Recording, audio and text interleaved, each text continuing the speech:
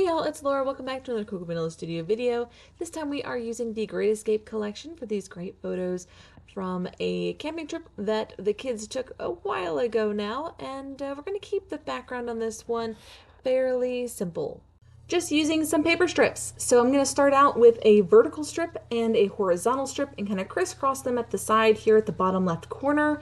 And then I'm coming in with some other strips. I have this one that I have fussy cut out from the border strips paper in the Great Escape collection. And then I have a strip of the rainbow stripe that's just right down off the center of the page. Just cut it.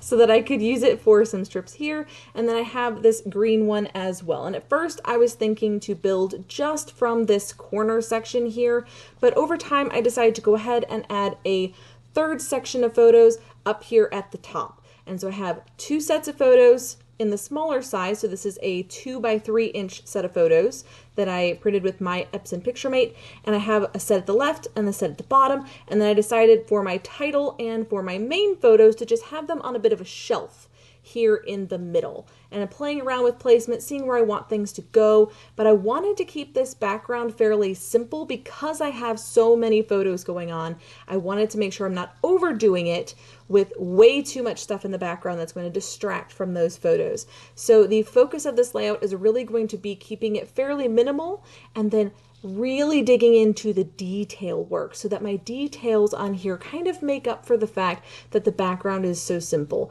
And I do this quite often in my scrapping. It is very much a part of my style to stick to very simple backgrounds, but the details in my clusters, how I arrange things, is just much more thoughtful than maybe I would do if I was putting into a lot of effort in the background.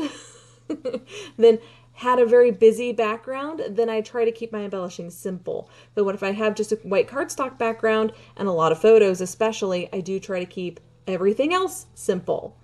That is how this layout is going to work. So I have my little shelf here in the middle. I have my little L shape on the side. It's kind of a combination of designs, and I really have been experimenting with that a lot, enjoying it quite a bit lately. I have all of my embellishments in this embellishment tray over here on the left side. This is just from Amazon. It's just a plastic condiment tray, and I use it to dump out my embellishments or keep my fussy cutting all together so that it doesn't get scattered all over the place, or I have to maintain all these little baggies and things. And so when I'm actually using a collection or a kit, I have all this fussy cutting just available. I find I reach for it. I'm just more likely to use the bits and pieces that are accessible rather than those that are not. And so keep that in mind in your own scrappy space. If you find I'm just not reaching for these things or those stickers or these enamel dots, put them on your desk, like just within visual distance that you can quickly just grab them, and you will find yourself reaching for them far more often than if they're away in a drawer or in a basket up on a shelf. You're not as likely to reach for them, and I just find that's true for me especially. So having a little bit of a play, trying out some different things. I knew I wanted my title to go underneath of the main 3x4 photos here in the center, which feature two of my kiddos. The rest of the photos are essentially shots of the landscape and the waterfalls at this absolutely stunning campground. So this was in Cumberland Falls, and I think it's in Kentucky. I'm pretty sure it's in Kentucky. And this was one of those trips that really made a big impression on my kids, partially because when they did their hikes, it really had a big payoff at the end. Like, you would do a lot of hiking, but then you would get to see scenery that really just boggled your mind, that just, oh wow, okay, that was worth that long hike up here, getting all sweaty and gross to get up here to see these absolutely stunning waterfalls. They were beautiful, and the pictures that they came back with, I was thrilled and could not wait to get them scrapped. But then I didn't scrap them because I didn't really have a collection that I thought worked well with these photos. When you're working with outdoor photos and especially big landscape shots of waterfalls and things like that, I really feel like it's better to have a collection that doesn't stand out too much from your photos and really blends in well with the theme of those photos. If you have something that is so super specific, it's helpful to have a themed collection for photos like this. Now, I could have used certainly a lot of different collections from Cocoa Vanilla for these photos because they are pretty easy to use. There's a lot of simple shapes that just make them very flexible, and I really enjoy that. But this collection really motivated me to dig out those photos and want to scrap them. And that for me is a big deal. I do tend to be a bit of a mood scrapper. You may have heard of a mood reader. Well, I'm a bit of a mood scrapper, and I need to be in an artsy, creative mode to really dive into my scrapping and enjoy it. And so if I have a collection that is really calling to me, that is like, yes, this collection is perfect for these photos, you need to scrap them right now, that is definitely going to get me more excited to scrap and make it easier for me to get into that creative mode than if it's not. If it's just a collection where I'm like, this is really pretty, but I don't know what to use it for. Obviously, that's a little bit harder to figure out what pictures to use. It's going to take me a little bit more to get my mojo going. And for this, I was so excited to get this in my little hands and then go, yes, I know the perfect photos for that. I love when that happens. That's just one of those like scrapbooker nirvana things, right? Where it's like, yes, this is like the perfect situation in scrapbooking where you have the perfect supplies and the perfect photos and you have the scrappy mojo. Everything is aligned. All of the chakras have aligned and you can become your best scrappy self. And that's what it felt like to scrap this collection, is because it just worked so perfectly with my photos. The colors, especially pictures of my boys, just work so beautifully with this color scheme, with these very simple elements. The stars especially are just an excellent shape for boy collections and for boy layouts, in my opinion. They just work so well. Now, in planning this layout out and thinking about how I wanted to get things set up, I did think about using these little flags along the left side of the page. And initially I thought this looked really good, and I do still think it works. I think it could have worked just fine. But for me, it felt like it was a bit too much. It was kind of crowding my photos at the bottom, and it made the photos at the top just not look as important because they were just part of a flagpole. And I do have some other photos from a scout camping trip that was at, like, some of the pictures were at a flagpole, and I was thinking in my head, oh, you know what, I could use this concept of this flagpole on that layout, and so for this layout, let's just do something different. But I also felt like I was losing the importance of the photos at the top left, and they were just kind of getting lost in that part of the design. And so instead I decided to build up some stars behind those photos to help draw your attention to that section of photos, because I love those ones. And then I'm going to do just some very, very light embellishing on that vertical strip with just some smaller stars along the way, just for a little, again, a little bit more detail oriented. We're looking for smaller details, closer clusters right next to my photos, nothing that's going to draw your attention away or that's going to distract from the photos.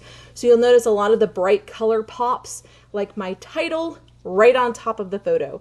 Those little half circles that I still haven't quite figured out what those are meant to represent yet. They're like half moons, or I keep seeing them as bowls, stacked bowls, but I love them. They're a great shape, and I haven't played with that shape before, so I'm really enjoying something a little bit different. And those are nice and bright colored. The stars are nice and bright colored, putting those right directly around my photos. I'm not creating any areas of interest away from my photos that are going to draw your attention off of them, because I want them to stay the focus. That is just my personal preference in my scrapping, is to keep my photos the focus. And I wanted the big photos to be the ones that my kids were in. That was important to me. But these scenery shots are great too.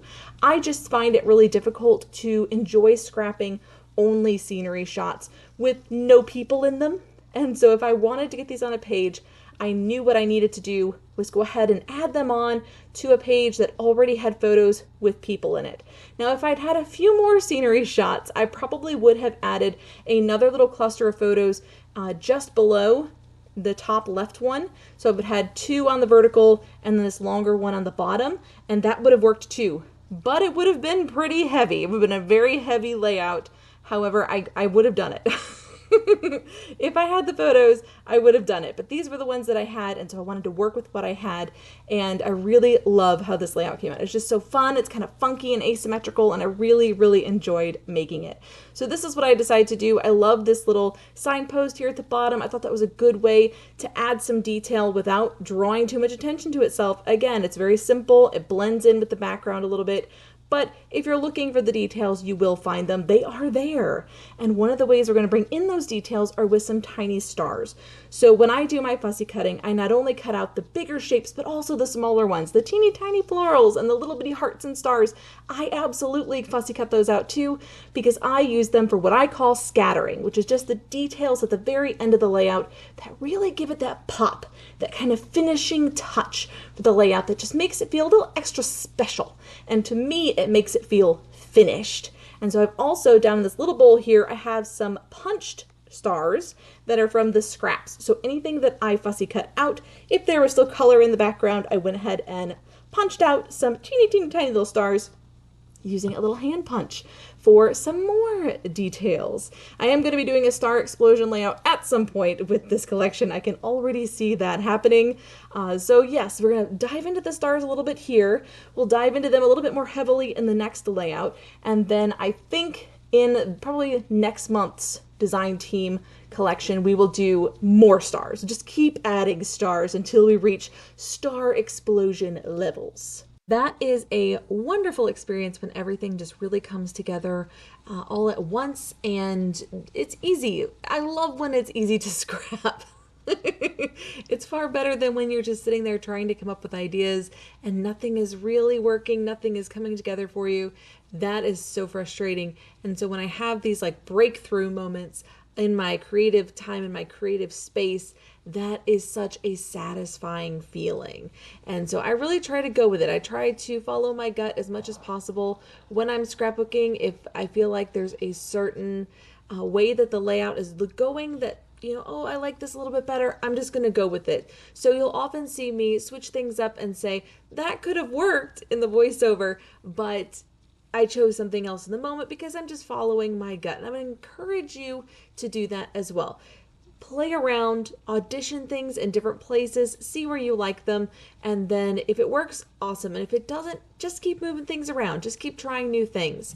And I find that that really helps me to get a feel for what the layout needs balance-wise, what the layout needs color-wise, because I like to spread the color out throughout the layout. For example, you have a bright pop of the orange of that star and the yellow at the photos at the top left. Then you have a bright pop of the orange right there on the title in the middle, and then a bright pop of the yellow at the bottom. So those bright pops are spread throughout the layout, and so that you don't just have one area that is the only focal image, you have 3 areas of photos that you want to draw attention to. And playing around with color will help you do that, to help you focus that attention on one area or another. Now to finish this one off, I am going to go ahead and outline all of these little paper strips just to give them a little definition. Kind of creates a shadow on the page. So this is a similar effect to the old style of inking the edges. I just find this faster, easier, and less messy because I get ink everywhere when I try to ink the edges. And so outlining is just my way to avoid messing with ink. Scattering and splattering is how I finish up all of my layouts. And I always start with a controlled splatter, i.e. Nuvo drops, and then I finish up with an uncontrolled splatter using a gold ink spray. Now there's a lot of different brands of gold ink spray out there. I've tried several. Most of them are generally the same. They do the job and just adds a little bit of extra finishing touch to the layout. And I really think that for me, this kind of triggers in my brain, this layout is done. And that's a great place to be, because sometimes you just want to stare at your layout forever thinking it needs something. And this in my mind is kind of like a trigger of, no, we're done. That's it for this one, guys. I do hope you have enjoyed it. Please check out cocovanilla.com.au for more inspiration. And until next time, bye y'all.